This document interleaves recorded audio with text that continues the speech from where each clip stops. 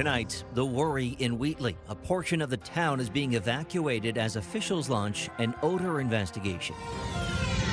Plus, dread in Dresden. There's a lot of things that we feel that are going on in the background that we have no knowledge of. After a failed fight against the Ford government's new bill clearing the way for a landfill, a new picture has sparked worry in the small town. And the call for drivers in Windsor, Essex to slow down. As parents, there's nothing more of a concern than your kids, right? How Fantastic Fathers hopes to calm traffic as children get ready to enjoy summer break.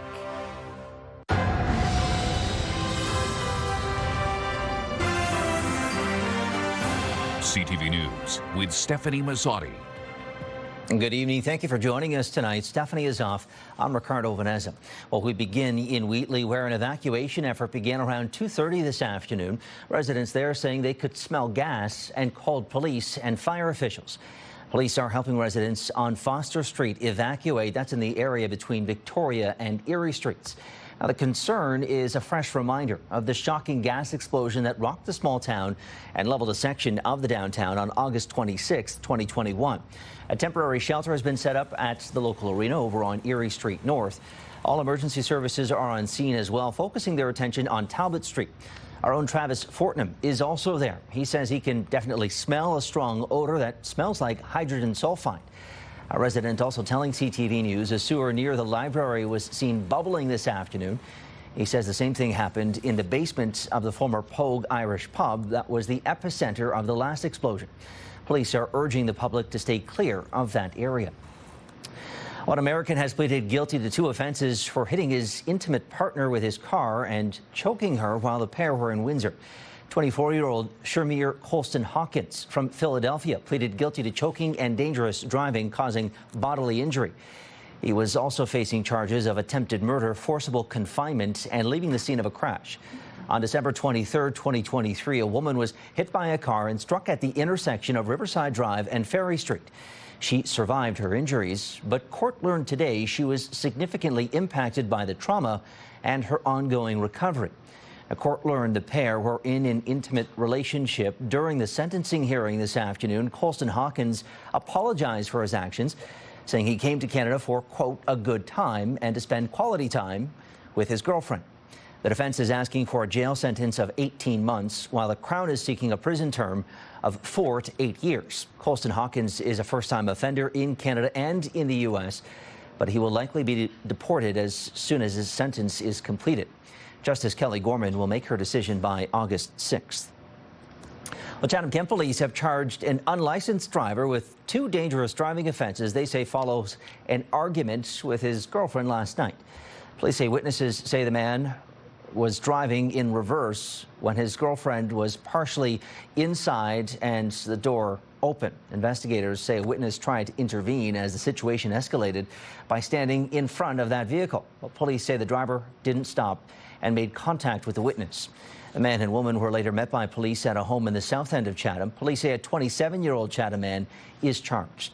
Well, staying with the courts now, a Chatham-Kent OPP officer may have been acquitted of manslaughter this week, but he is still facing an investigation for an on-duty shooting death in 2021.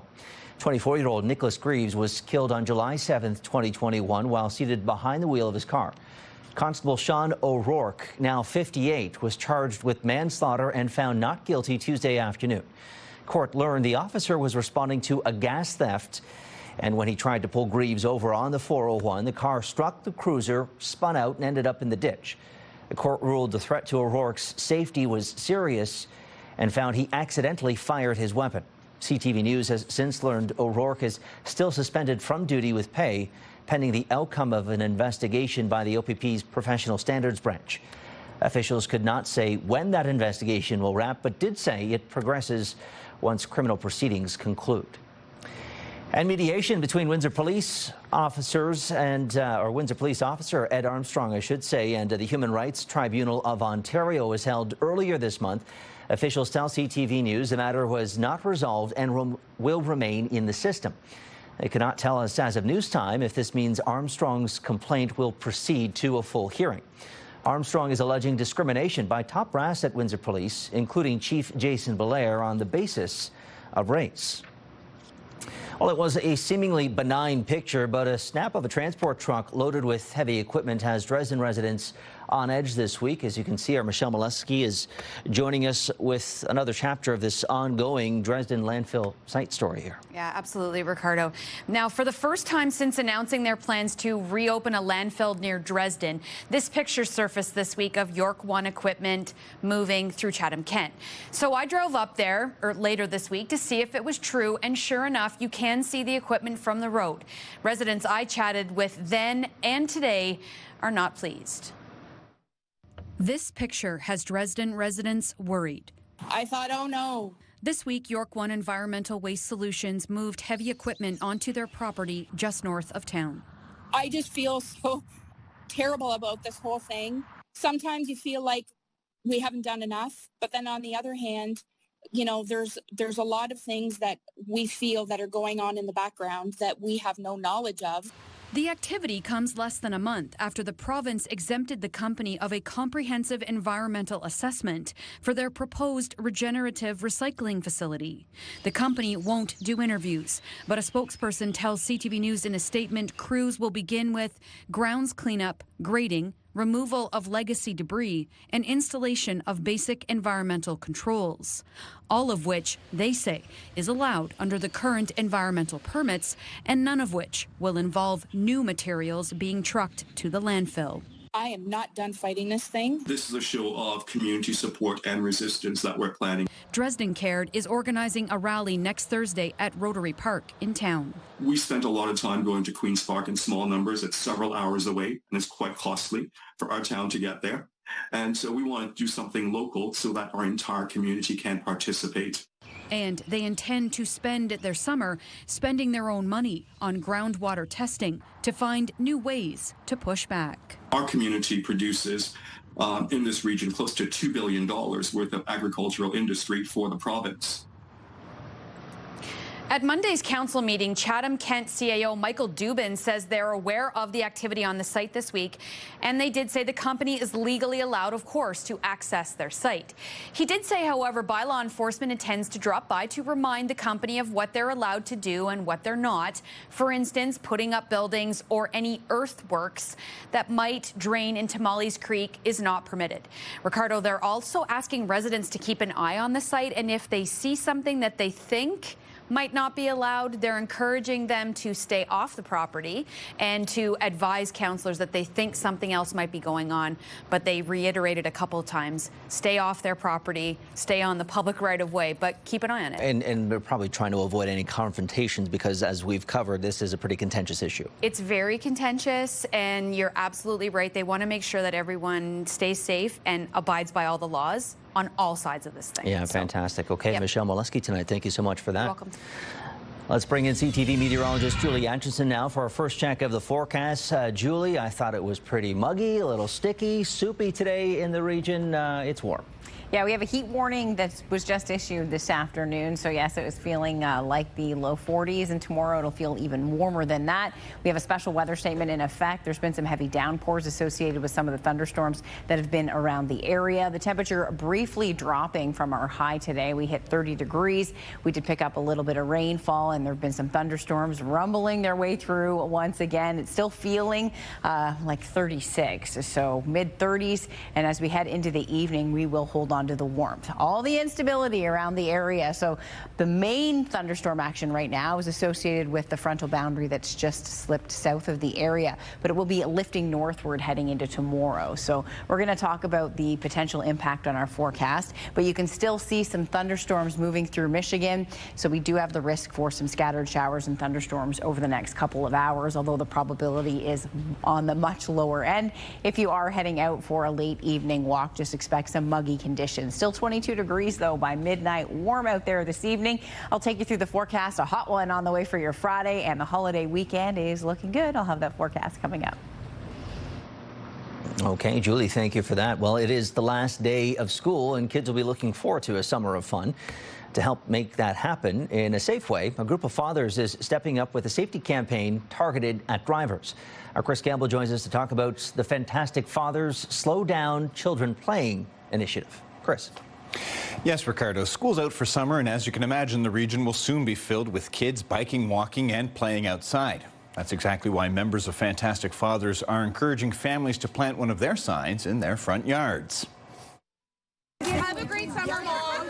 With school wrapping up for the year, neighborhood streets are about to get a lot busier, and members of the Fantastic Fathers community group want drivers to take notice. As parents, there's nothing more of a concern than your kids, right? The group is selling bold yellow, white, and blue caution signs for $10, stand included, with the hope that they'll be posted on front lawns across Windsor, Essex. This is the time of year where everything's busier and more cars are on the road because there's motorcycles, there's everything. There's all kinds of things to look out for, but obviously we want to make sure our kids are number one priority. Near St. Pius School in Tecumseh, neighbors say the signs are a smart way to get drivers to pay attention, especially on streets with no sidewalks. Yes, especially for those teenagers who are like on their phone, like texting and driving. And sometimes also the teenagers that are always in a hurry. Being alert on the roads, I mean, it's top of mind nowadays with the young kids that are out, and they're so unpredictable how they get around the yards and ride their bicycles and things. Fantastic Fathers says all proceeds go back into community programming, and anyone interested can send them an email to get a sign of their own or send them a message on Facebook. It's fantasticfathers2016@gmail.com. Just don't want to be one of the statistics out there.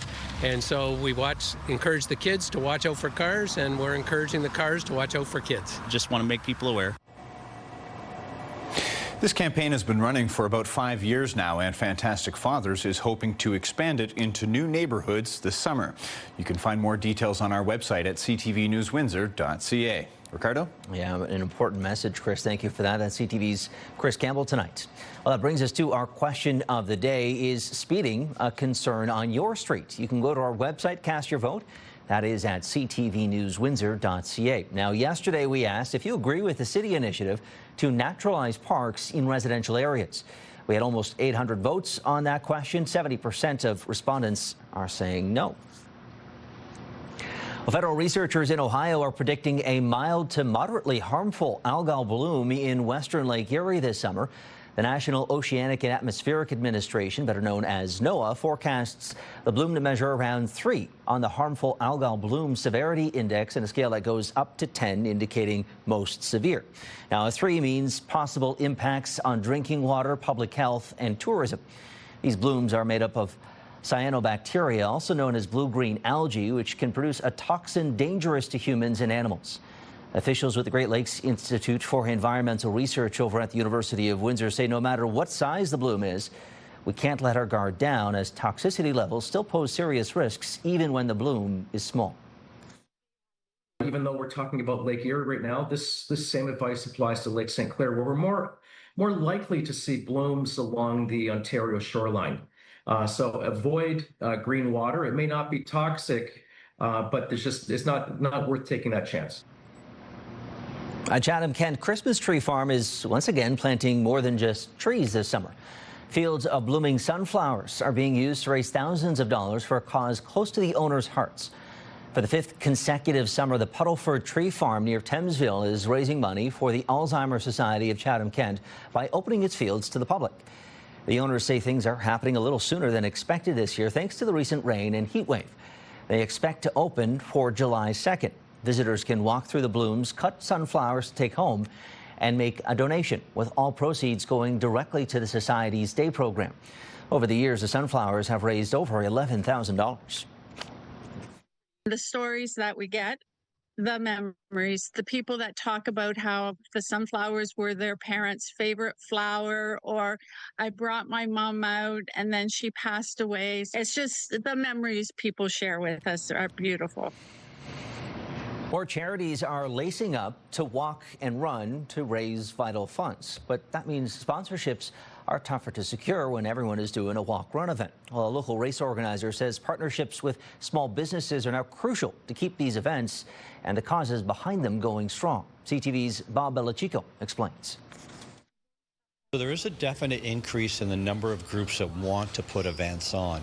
Dave Orshinsky produces a handful of events and MCs a couple dozen more. He says there are already 40 walk-run events scheduled for this summer. Just in the walking running community alone, there's probably 40 or 45 events there already, and more people wanting to bring events in because they think it's an easy way to make a lot of money. That's not the case right now, according to Orshinsky. Because we're in an economic downturn right now, we are finding it difficult with sponsors. They're being pushed in a lot of different directions. Brave Day doesn't run without sponsors. Brandy Colsey, Marketing and Communications Manager with the Windsor Cancer Center Foundation, says some sponsors are now becoming more like partners, donating money and offering help throughout the process. It's all about finding out what our sponsors need. What can we provide of them for value, whether it's visibility, whether it's community involvement, maybe it's employee engagement. Ryan Allison is helping to organize the Ground Effects Windsor Waterfront Half Marathon and 5K, which is expected to draw between 2,000 to 3,000 people, including many out-of-towners.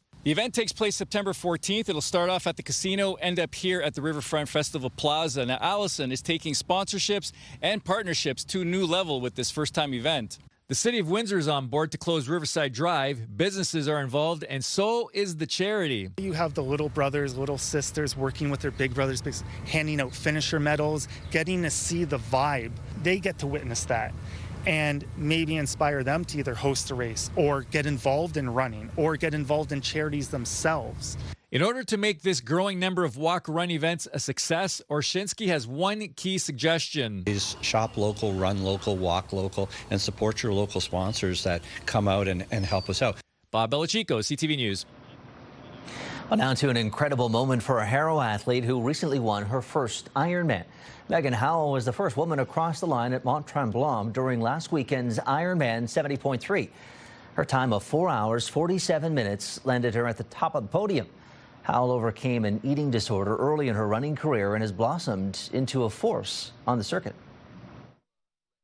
Having that time to reflect and see actually like how far I've come to now winning Mount Tremblant is definitely something that I'm like super proud of, and yeah, it's a moment that's like I will never forget. I know my family is like very, very proud of that as well. After the deadly Banff Rockslide, harrowing escapes, heroic moments, and the will to survive. Still ahead on Windsor's News Leader, we hear from the survivors. And the earning edge. Wages are up and inflation is cooling. But will it feel like a raise? That depends on where you work. Those details when we return. And tomorrow, from bakeries to bike shops, small businesses are tapping into AI. How is tech changing Main Street? That's tomorrow on CTV News at 6.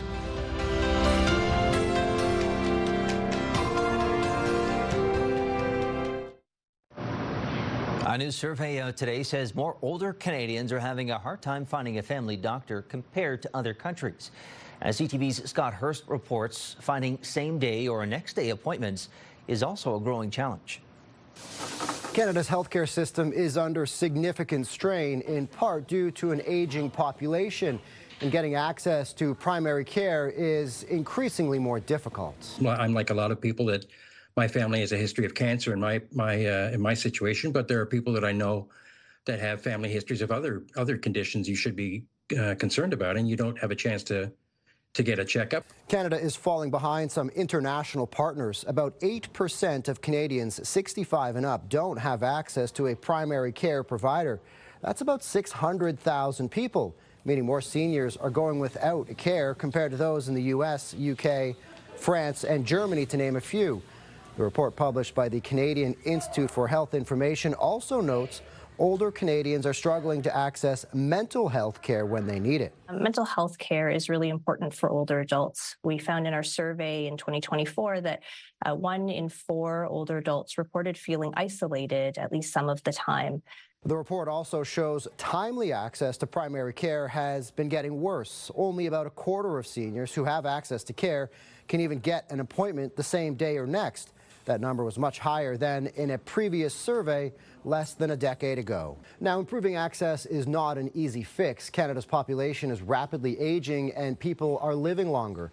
According to Stats Canada, seniors made up less than 1/5 of the population in 2023. By 2030, that number will swell to nearly a quarter. Scott Hurst, CTV News, Toronto. A week after a devastating rock slide in Banff National Park, hikers are sharing harrowing stories of survival and moments of extraordinary compassion.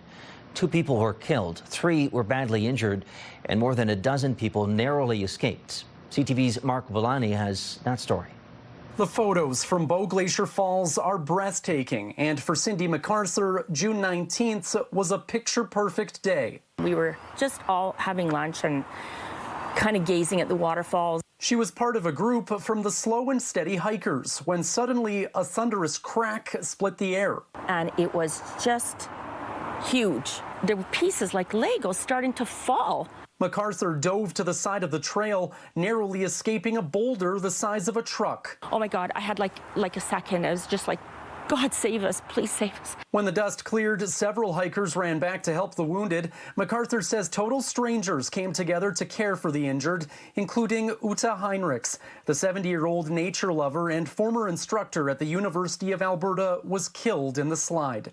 And I said, hang in there, we're going to be here. And I just held her hand. 33-year-old Hamza Ben-Alal was also tragically killed. His best friend Khaled El Gamel survived, thanks in part to the team of hikers who refused to leave his side. I said, you're not closing your eyes. And I just made sure I was keeping him completely focused. But despite their own injuries and fear, the group sprang into action, offering water, calling for help, and staying with the injured until rescue crews arrived. We all take care of each other. When you spend 6 to 8 hours together on a trail, I often tell people you can't help but be your most authentic self. Slow and Steady group organizers say it's a testament to how prepared hikers have to be, using GPS satellite beacons and making sure they always have the proper equipment. We share water, we share snacks, we share blankets, we share layers. That's what hikers do. It's a community and a family, and they all came together last Thursday in a beautiful way.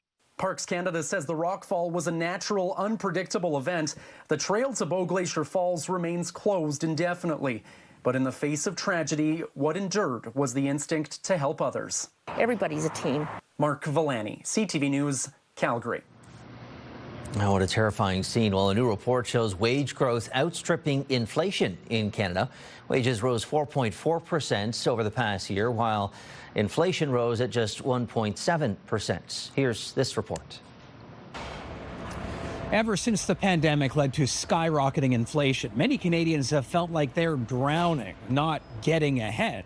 But the numbers have been turning around. New average wages in a variety of industries were released today by Statistics Canada. Pay overall is up more than 4%, but let's take a closer look. If you work in information and culture, it's an industry that's paying people 10% more than last year. These are jobs related to the movie industry, telecommunications, publishing, and content providing. Wages in real estate and rentals are up close to 10%. Finance and insurance wages rose 8%. Education is paying 7% more, and so is forestry and logging. At the other end of the spectrum, the average wage for people who work in utilities, think electric, gas, and water, is down close to 3%. Wages in retail down a bit as well, and in wholesale. The arts, entertainment, and recreation sector also didn't keep pace with inflation. Despite Canadians on the whole making more, one economist explains why right now, for you, it may not feel like it. The general person who may have seen reasonable wage gains since 2023, say, doesn't take that and compare it against the fact that coffee's $20 and it used to be $10 for a package. They don't compare it to the fact that butter is more expensive and beef is a lot more expensive. These are the types of calculations that economists do. We talk about real wages and whether you're gaining against inflation, but folks are upset. He also points out this trajectory of rising wages and economic growth over the past year or two is now in serious danger thanks to the Trump and tariff factor, and the near future is very much a question mark. Andrew Johnson, CTV News, Vancouver.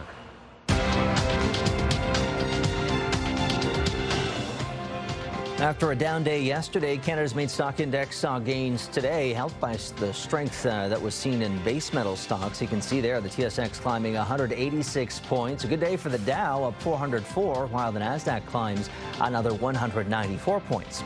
The Canadian dollar also up today to rest above 73 cents U.S. Gold up almost $5 an ounce, and oil another 32 cents a barrel to the good.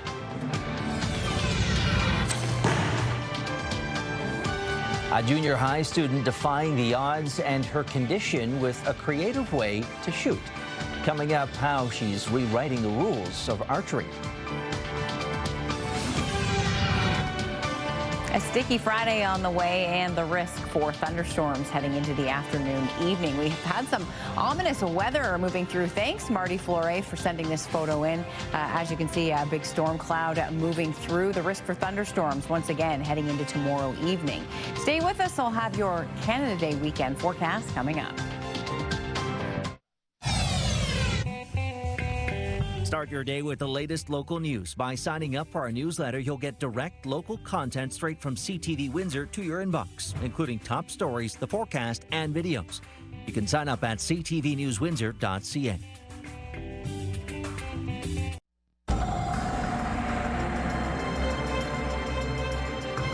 Okay, Julie is back with her extended look at the forecast. Julie, out of one heat warning and right into another.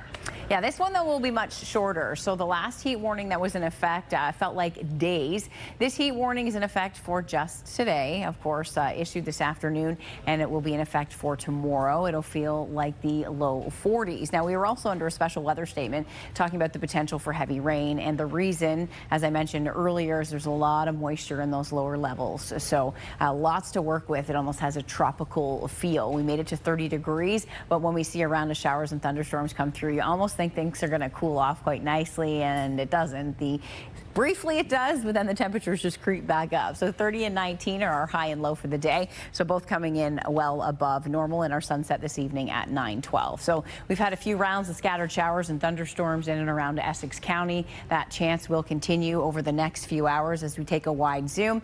Reason this is all happening is we have this boundary that is set up shop to the south of us. It's a stationary boundary right now, but it will be lifting northward as a warm front overnight and into tomorrow. That puts us into the warm sector, which means still unstable, but we're expecting some sunshine. So it's just waving its way through, and every time it ripples, we see a little wave of low pressure develop, and that generates these rounds of showers and thunderstorms. That's why they're not widespread, and that's also why everyone doesn't see the action across southern Ontario.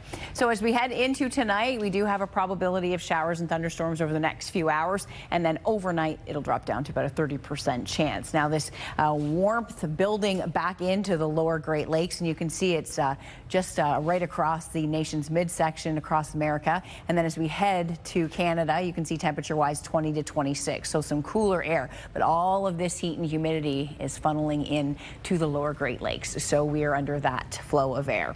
Temperature overnight 20 to 21 degrees. Waking up tomorrow morning to a mix of sun and cloud. It's going to be a hot, sticky day across the area.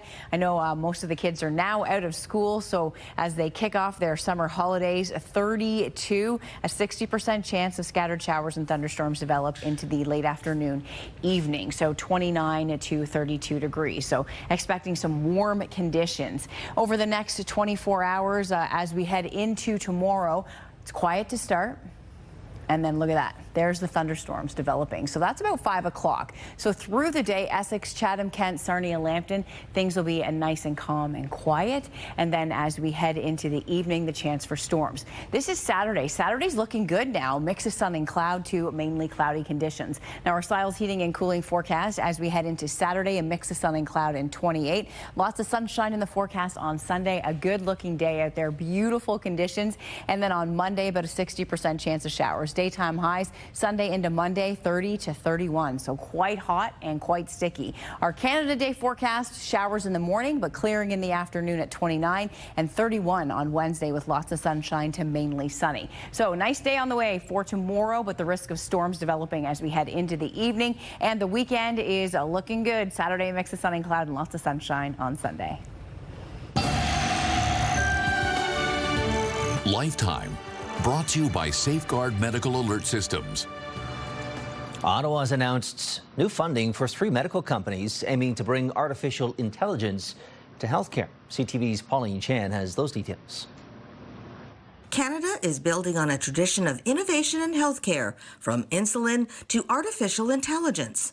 At the University of Toronto's Vector Institute, Evan Solomon, Federal Minister of Artificial Intelligence and Digital Innovation, announced a new AI investment focused on healthcare.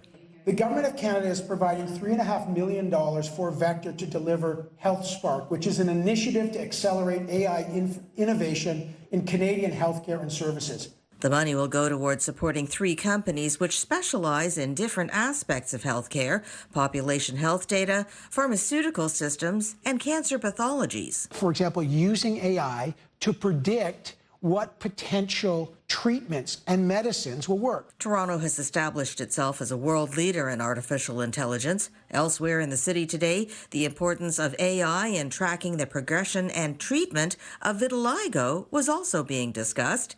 In Australia, AI has identified 5 distinct types of tumour cells which respond differently to treatment, so researchers could use AI to more quickly rule out which treatments will not work on an individual. One of the things in developing AI is you need access to a bunch of things. You need access to compute, the power to solve problems. And so today we also announced the beginning of our $300 million AI Compute Access Fund. The Compute Access Fund will give small to medium-sized startups valuable, quick access to computing power. Pauline Chan, CTV News.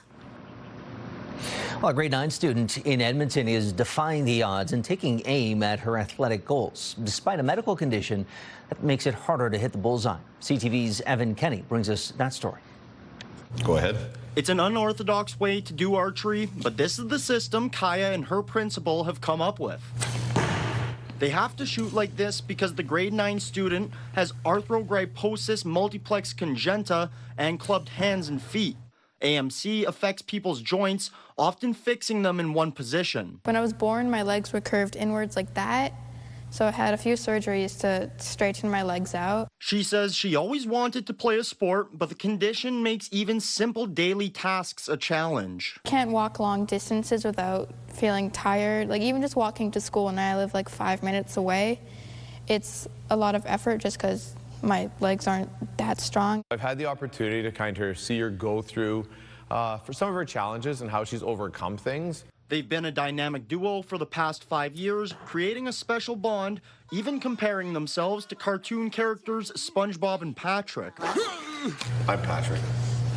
Competing in archery comes with its own learning curve, let alone tag teaming it, but eventually they hit the bullseye. No shock to the people closest to Kaya. She's such a thirst for life. Like she just wants to do things, and it's she's a go-getter. Like she just, nothing stops her.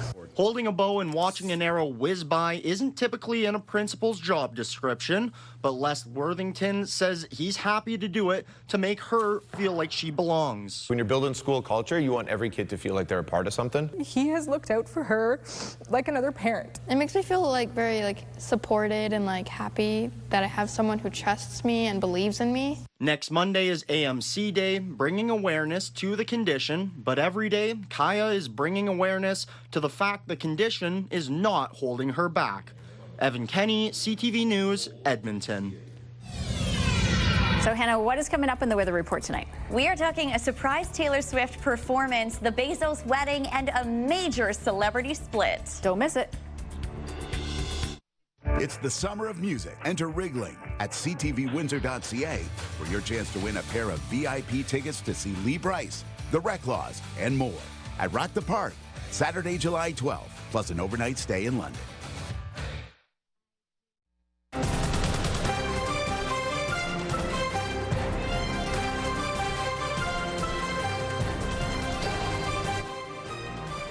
Appliance experts are highlighting the fire hazards of dryers and even washing machines. As CTV's Pat Foran reports, fires can be more common than you might think. We could have all died. Chandra Lake of Brampton says it was last fall when her 3-year-old washing machine caught on fire. Her daughter had been doing laundry and was about to leave the house to buy groceries when she noticed smoke coming from the basement. The family called 911 and firefighters were able to extinguish the blaze. They determined that the drum might have seized and the motor was running and the friction might have caused the fire. For Lake's family, it was a traumatic experience. Just doing a load of laundry could have killed everyone in the house. Before the load was finished, it essentially burst into flames. Dominic Tetro of Cambridge says his 4-year-old washing machine caught on fire in April. Luckily, his family had 2 fire extinguishers and were able to put out the blaze. He says it's a lesson to never leave your washer or dryer operating unattended. We're never going to leave laundry alone again. It is uncommon, although washing machines can catch on fire. They could happen. According to Ontario's Fire Marshal's Office, between the years of 2019 to 2023, there have been 22 washing machine fires and 648 dryer fires in the province. To avoid fires in the laundry room, check the washer and dryer cords for damage. Outlets should have ground fault circuit interrupters.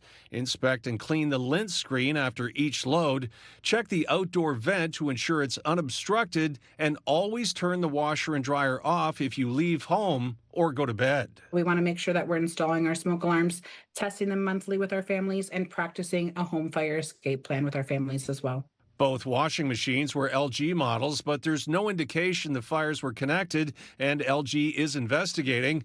Both families still want answers, but after contacting CTV News, LG gave Tetro and Lake new washing machines. Thank you, CTV. We appreciate the help. I am so glad I got in touch with CTV News. I cannot thank you enough for investigating this issue for us. Pat Foran, CTV News. Okay, let's turn now to the weekly weather report with Hannah Witherby from our sister station over at Virgin Radio, and of course our own Melanie Kentner. Melanie, you have some Taylor Swift news for us tonight. That's right. It's only been about 6 months since the Eras Tour, but it looks like Taylor Swift has already taken the stage again, Hannah. Yes, in a big surprise performance, she performed her song Shake It Off on Tuesday night at an event sponsored by Travis Kelce's Sports Boots Camp, Tight End University.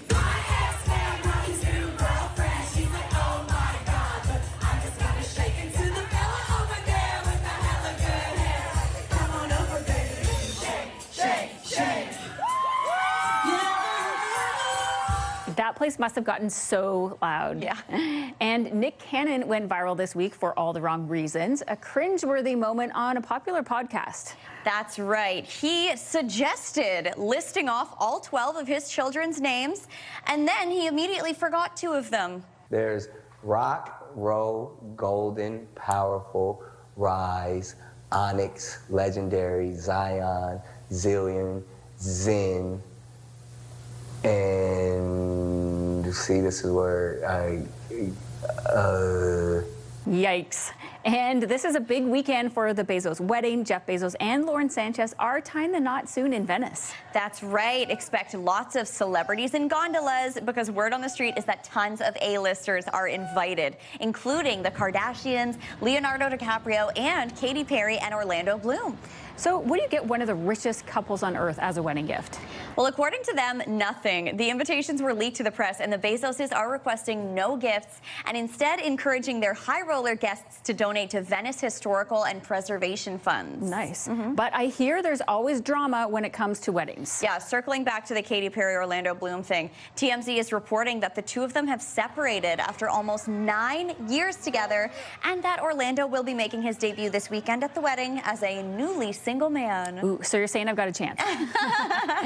And in terms of enjoying the upcoming Canada Day weekend, there's always something fun to do in Windsor, Essex. You know it. It is the last weekend for the Carnival down on the riverfront. The world's finest shows Midway. It's packing up on Sunday. And tomorrow night, the Walkerville Distillery District Night Market is going to bring together local vendors, food trucks, and entertainment in Walkerville from 5 to 11 p.m. Lots of fun things to do. Thanks, Hannah, and that's your weather report.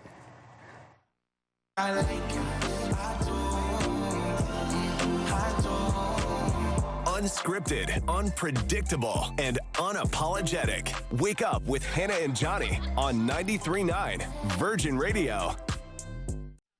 This is your CTV Windsor Hour Community Calendar.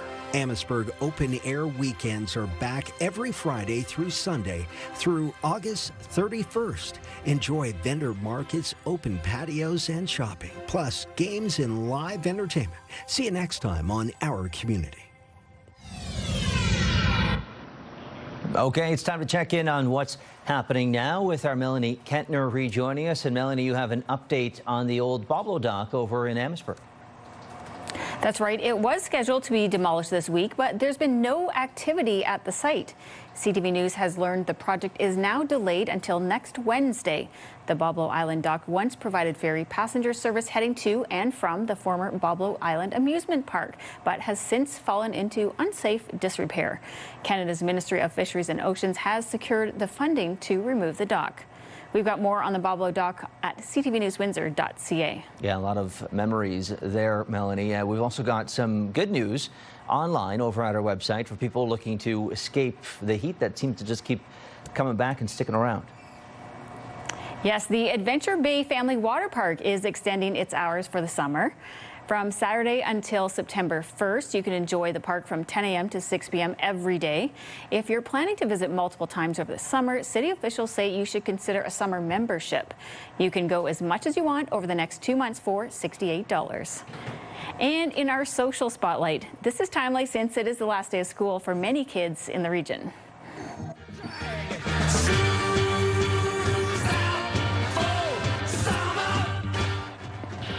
Oh yes, why embarrass your kids simply existing when you can do this? Playing some Alice Cooper as they roll up. But we don't get to see the reaction of the kids, Ricardo. I don't think they wanted to get off that bus. Yeah, you know, they wanted school out forever, I think, is the plan. I think that's fantastic. The kids got to come out and start rocking out, you know. That's good stuff there. I would rock out and headbang right here, Melanie, but I don't think that's proper news decorum. I would love to see that, Ricardo. Yeah. After the show, I'll show you. Okay, that's a look at what's happening now. Mel, thanks so much for that. Well, Toronto's female kings are calling it a career after 5 delicious decades. When we return, what's going to happen next to their famous sandwich? Okay, Julie is back with a wrap of the 7-day forecast. Julie, we're in and out, it seems, of some stormy weather in the region. Yeah, heading into tomorrow, it'll be calm through the early part of the day, so we'll start with a nice mix of sun and cloud. But heading into the late afternoon, evening, we'll introduce the probability of thunderstorms. So our Siles heating and cooling forecast heading into the weekend, a mix of sun and cloud Saturday and 28, 30 degrees on a Sunday with lots of sunshine and beautiful. I'm expecting some rainfall early as we head through the early part of the day Monday, and we could see some showers Tuesday morning for Canada Day. But other than that, the weekend will be dry. We have some beautiful conditions both Saturday and Sunday. It's going to be hot across the region this weekend with daytime highs from 30 to 31 and feeling like the upper 30s, low 40s. So keeping cool over Canada Day. Okay, Julie, thank you for that. Yeah, it feels like 43. Great. Well, finally for us tonight, two brothers who have been staples of Toronto's St. Lawrence Market for nearly 50 years now are hanging up their aprons. As CTV's Beth McDonnell tells us, there is a story for the sandwich legacy still yet to tell. They're two brothers, and they've been behind the counter at Carousel Bakery inside Toronto's historic St. Lawrence Market for decades. Serving those classic pea-meal bacon sandwiches and connecting with countless customers. Did you pick up the group all the way in, from Quebec somewhere? Or no, I just did a city tour. But at the end of this week, Robert and Morris, beyond Colleen's full-time jobs running the restaurant, will turn part-time. They're passing the torch on to new owners, and come the end of July, the pair are retiring. There's a time and a place for everything to happen, and it was the right time to say goodbye. We're going to try to make the best of it and help everybody carry on with the tradition and legacy. The brothers say the new family taking over the business plan to do things pretty much the same way. Keep the same staff and, of course, keep the same iconic pea-meal bacon sandwich. Tastes great. In 2016, the city named the pea-meal bacon sandwich Toronto's signature dish. A dish celebrities from Catherine Zeta-Jones to Anthony Bourdain and Barbara Streisand all tasted from Carousel Bakery. Streisand even talked about the sandwich at this concert in 2012. We have hot dogs and sausages. You have hot dogs and sausages. However, we do not have what you call this pea meal bacon sandwiches that I've heard so much about. In the 1960s, the brothers' father, a butcher by trade, acquired Carousel Bakery. Robert later joined the business, then Morris. Many stories and memories live in this space. Here are staff in an old CTV promo. There is a lot to miss. We've worked together 40 years. Nobody's been stabbed yet. I think it's good for them, but I am going to miss them. That was part of my highlight coming into the market, was coming here and saying hello and being looked after so nicely all the time. Before they leave, the brothers hope to see more people they've served over the years. Thank you, thank you, thank you. A chance to say hi and goodbye to all the people who've enjoyed this culinary experience. Beth McDonnell, CTV News. Oh boy, looks good. Anyone else hungry? Might have to make a trip to Toronto. That is our time this evening. Thank you so much for tuning in. We'll see you again tonight at 11 for a late look at local news. And you can stay up to date, of course, anytime online at ctvnewswindsor.ca. I'm Ricardo Veneza, and for everyone here at CTV on both sides of the camera, have a great night.